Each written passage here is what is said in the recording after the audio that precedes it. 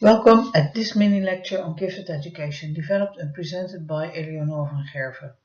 In this mini lecture we're going to present you Tommie's case. Based on educational design and action research, we show a change-focused approach.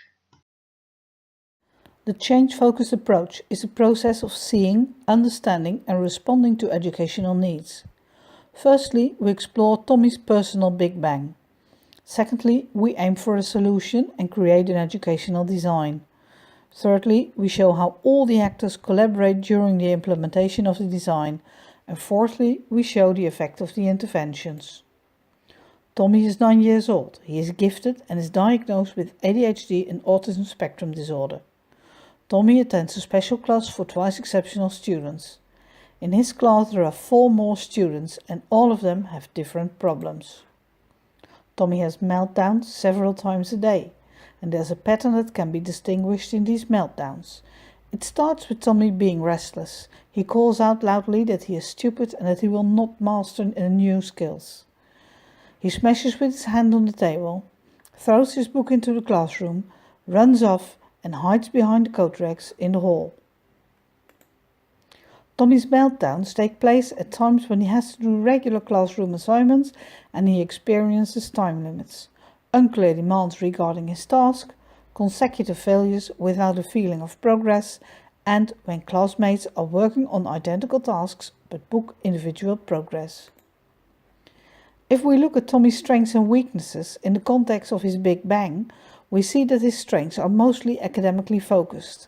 His weaknesses are focused in the domain of cognitive style. Due to his problems with self-regulation, self-actualization becomes difficult for Tommie. Together with Tommie, the teacher and his parents, we explore what is up for change. They all would like to see Tommie more in control of his emotions during the learning process. And most of all, Tommie wants to feel successful. The exploration of how the ecological system interacts with Tommie's strengths and weaknesses clarifies how the individual factors, unintentionally, might be of influence on his problems. The interaction between the ecological factors might even set off some of the meltdowns. Tommie is often not able to cope with the responsibilities the ecological system requires. His problems with his executive skills, his weak central coherency, and his persevering problems in social communication and interaction prevent him being successful. Combined with the emphasis on high results, the educational context stimulates a low self-esteem. Tommie's ecological system provides an educational context based on a generic perspective on what would be an optimal education for gifted students. The fact that there are limitations in Tommie's abilities to live up to the conditions required by this approach is not taken into account. In the change-oriented approach, one seeks for lessons to be learned of success. You start to explore when the problems are less severe, and by mapping the differences between a problematic and a successful situation, scaffolds for interventions become clear. Tommie's problems are less severe when his teacher structures the learning process and sets smart educational objectives. Structuring his environment decreases stress. Letting him work by himself more often makes interaction at other times less stressful. At times when his parents point out small successes, Tommie shows that he is eager to learn. The understanding what contributes to success offers the opportunity to stipulate our expectations for the educational design. These stipulated expectations ensure that Tommie feels competent, that he can act autonomously conform his abilities, and they ensure the relation between his interests and his educational objectives. The actual design is a coherent set of interventions aiming for Tommie being more in control of his emotions during the learning process and being successful in his achievements.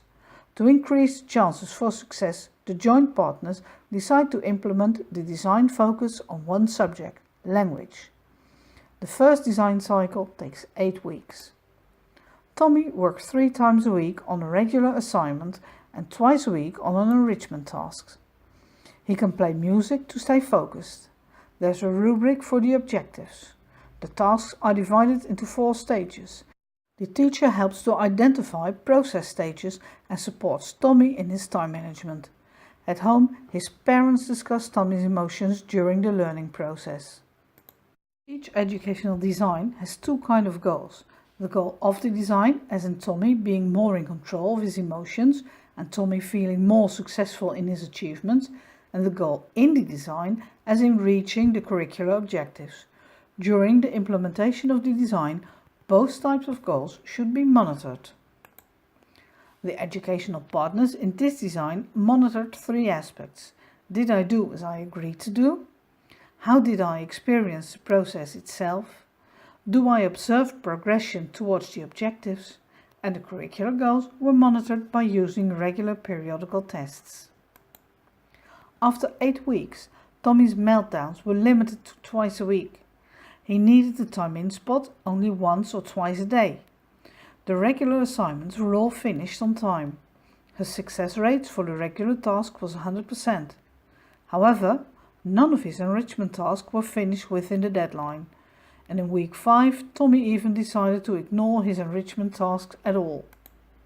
The design showed some flaws.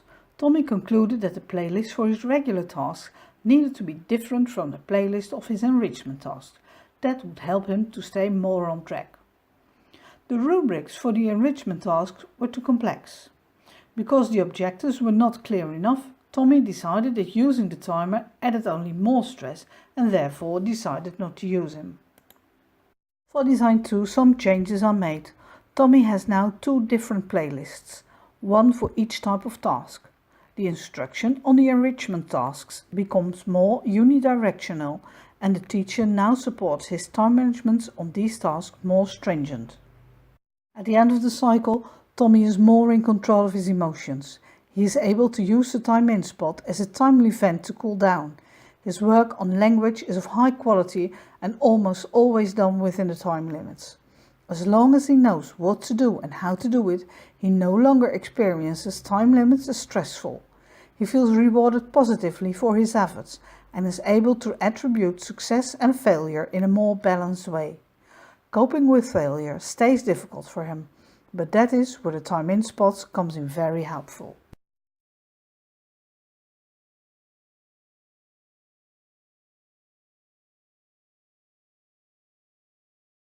Thank you for watching this case presentation. If you want to know more about Slim Educatief or our teacher education courses, please visit the website.